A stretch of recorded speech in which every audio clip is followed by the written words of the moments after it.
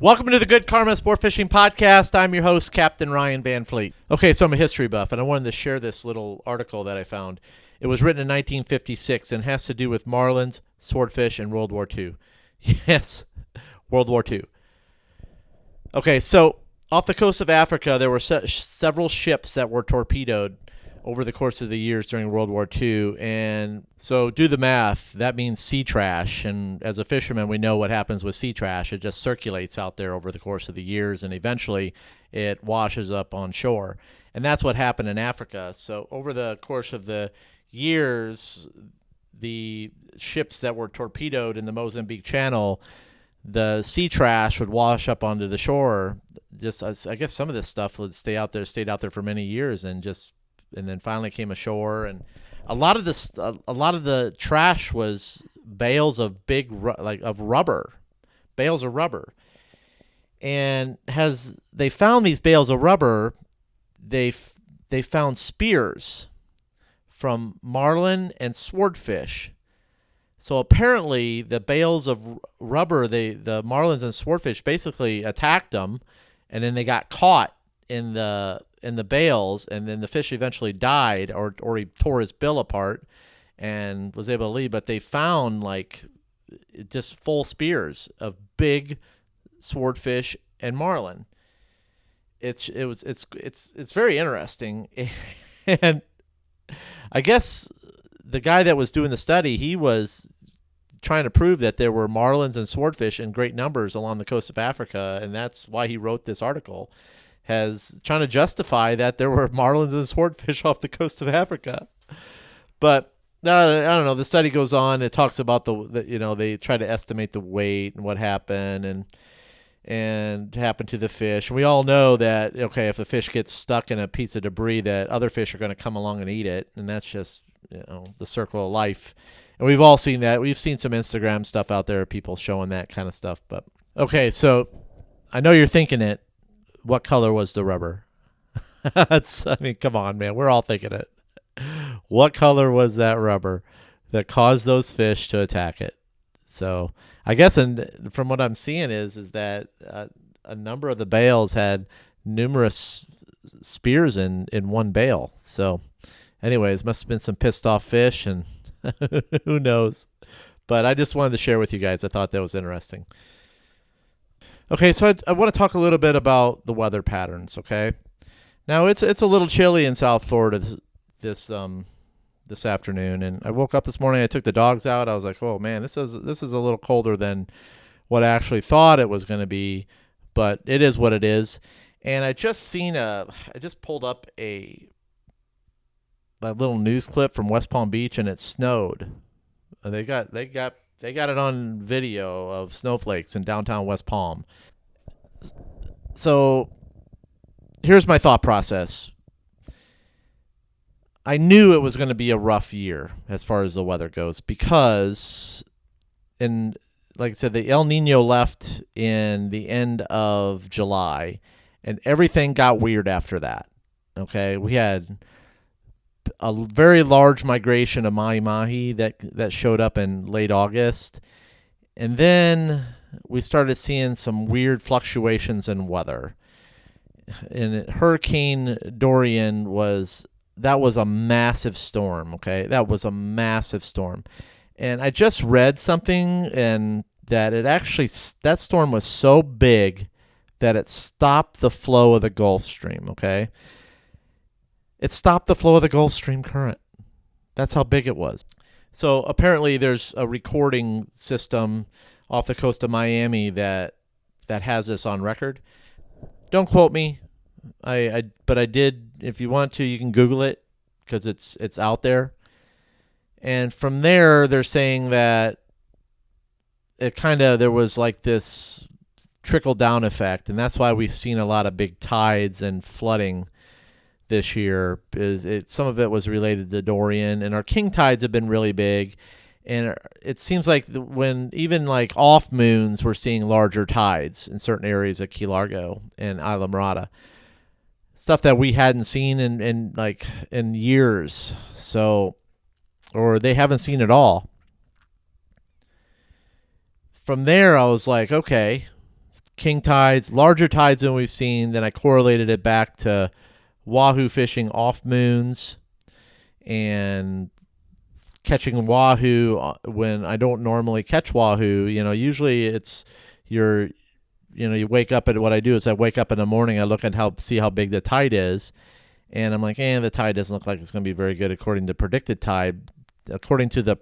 tide. But when I go to the marina and I see how big the tide is at the dock, I'm like, whoa, okay, so something was a little off. So I'm like, so I'd go out there and I was like, well, I'm going to pull for wahoo. The tide's really big. There's going to be a big shift, and there's probably going to be a bite. And sure enough, they were there on days when you normally wouldn't think they were there because of the bigger tidal swings. We seen some nice wahoo bites on when they were not supposed to be there. So everybody's got these theories about when to go wahoo fishing, and why I'm saying this is I've been getting a lot of questions about. Everybody thinks that when are the best times to go wahoo fishing? Do the fish just only bite on the full moon? Do they only bite on the new moon? Guys, they bite all the time, but the key is you need to be aware of what your tides are doing in your area, okay? We've had some really big tides down here this year in off Key Largo and Islamorada. Really big. I mean, neighborhoods are flooding when they're not supposed to be, okay? When they're not supposed to be. Certain king tides flood the neighborhoods. They always do, but this year it's happening a lot more, okay? When it's not historically supposed to be happening. So it tells you there's something going on. So now I'm not a climate crazy guy, okay? But I do know that you cannot predict weather. Now, we had that luxury of predicting weather for the past few years because we were influenced by El Niños and La Niñas, okay? With those in place, very strong El Niños are very easy to predict, okay, of what's going to happen with the weather as far as rain and all that good stuff, and La Niñas as well. But right now, there is no La Niña and there is no El Niño. So who the hell knows what we're going to see?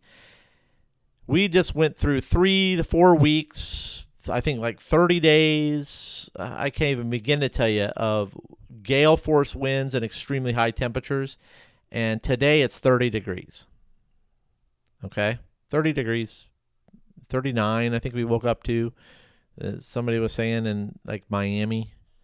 I think it was like 45 when I walked outside today in Tavernier. But what I'm saying is that you just don't know. And when it comes to the fishing, I tell people, whenever you get it, it's hard to, like, if you're like planning on going wahoo when the moon is right and all that good stuff, hey man, they do not care, because what I seen on the December full moon was that they bit 7 days before the moon, okay? 7 days, and then the closer to the moon we got, the worse the fishing got. So you just don't know. I talked to somebody that ran to the Bahamas, and they only got 3 fish yesterday, 3 to 4, and they were small. I mean, usually you run to the Bahamas in certain areas and you rack up triple digits, and mint conditions, 3, 4 fish. There you go. And also, too, the past few years down here, we've had a lot of dirty water. And there's been a lot of dirty water up along the eastern seaboard because of the health of the bay.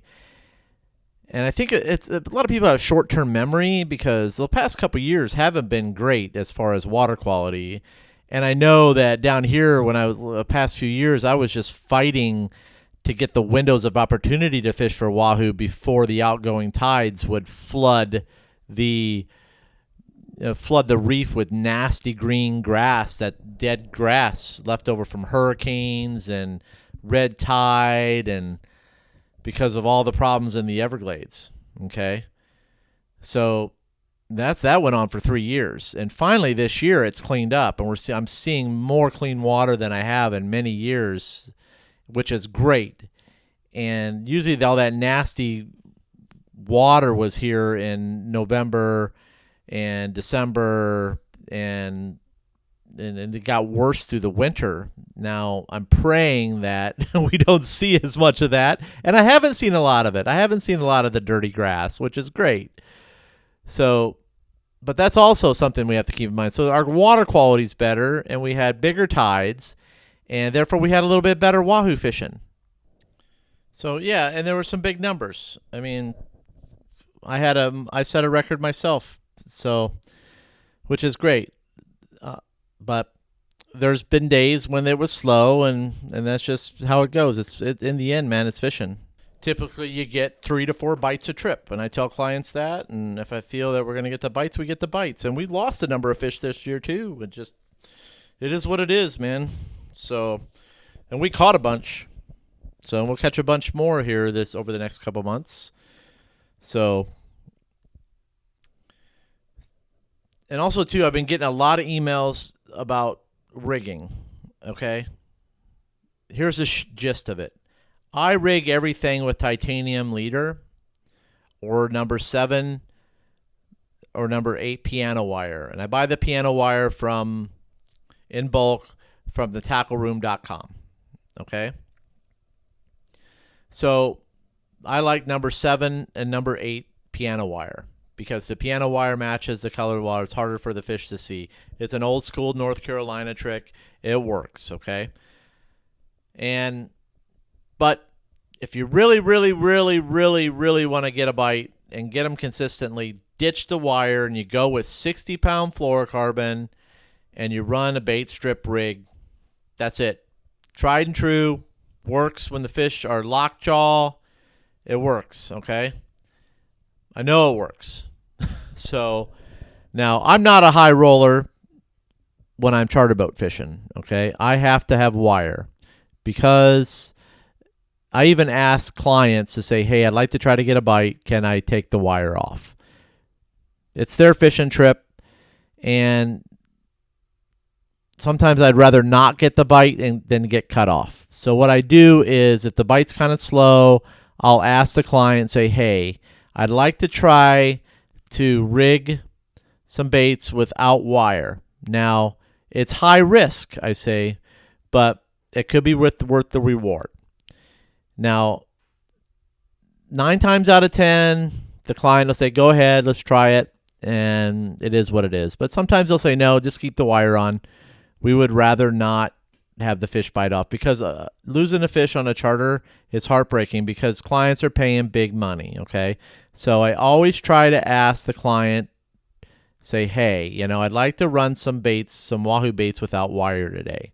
Now, a lot of guys rack up big numbers on certain days, but when they miss big, okay? Because when big female wahoo are eating, they eat the whole bait. They swallow it into their gullets, okay? So you got to keep that in mind. There is no happy medium. And when you do hook one on wire, you got to keep that boat moving forward and try to keep that head into the current and get them calmed down and just crank on them. You don't want to get into what I call the dog fight with a wahoo without wire because he's going to chafe it. So you got to keep the boat in motion. Get this fish to plane up if you can. And you just got to take it out of him and just try to beat his ass and get the gaff into him quick. And that's what you got to do. So for those of you guys that want to catch wahoo, ditch the wire, go with 60-pound fluorocarbon. I use Andy. Some people use other ball buster. I don't know. This year I used Andy. I used to use Momoy, but I don't know. I like the Andy this year. I changed, but this year I'm using Andy for my leaders as far as my trolling stuff. And in the years past, guys, I just used straight 40-pound Momoy to trolling plugs, and I got caught plenty of wahoo without using fluorocarbon. But for sea witches this year, I am using the 60-pound Andy, and in the past I've used 40-pound. This year I beefed it up. Now I may just drop back down to 40. I'm not sure. We'll see. It just depends on boat pressure, my mood. So we'll see. A lot of it depends on my mood, honestly, and what I'm feeling. I go with my gut. I get a lot of people that ask me about the Halco lures and what Halco lures use. You use the 190s. Do you use the smaller ones, the smaller deep divers? I go, really, it just depends on how I'm feeling. If I'm not getting a bite, I scale down. Bottom line. And some days when I want to catch some big tunas, I'll put the smaller Halcos on the downriggers. So I hope that kind of makes sense, because I just kind of talked a little bit, because I feel that some people think that there's an exact science behind certain things, or there's really, for me, it's about I go with my gut on certain things, on when to target fish, when not to target fish, what I'm going to do in the morning versus what I'm not going to do. I go, it just is what it is. And a lot of it has to do with my clients, okay? I would say 99% has to do with my clients and what we target, because I ask them a lot of questions about what they want to do. It could be the perfect Wahoo day. You're going to I know it's going to go off. And I had several of those this year, but my clients, they just wanted to go have fun, catch some mutton snappers, and they did not care about dragging for Wahoo. So we didn't go. Bottom line. It's not about me, okay? It's not about the ego thing. It's about my clients and what they want to do. Now, when I go fishing for fun, sometimes I go mutton fishing and sometimes I go Wahoo fishing. Personally, when I'm by myself, I like to troll, because it just gives me a chance to process things and relax. And I'm finding new spots while I'm trolling. I'll troll for hours and I could care less if I catch a fish. So, but, okay, let's wrap it up. I've got to get some food, and the AEW bash at the beach is on tonight, man. They're going to be wrestling from the cruise boat. Yep, I like wrestling. Old school wrestling. So, okay. So, Wahoo fishing. Look at the tides. Just because you're in an off moon doesn't mean you're not going to get a Wahoo bite. Look at the tides, especially when you go to your dock. Have your Wahoo gear ready. Okay? Because conditions may change. Bring a couple rods, even if you plan on going snapper fishing. All you need is 2 rods, because that's 2 Wahoo. You got the upcoming full moons I just talked about. Okay? Very important. Very important. Those upcoming full moons. I'm sorry, not full moons, super moons.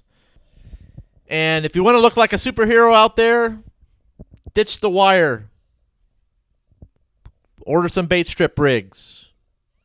That's all you need. Seriously. And learn how to run planers.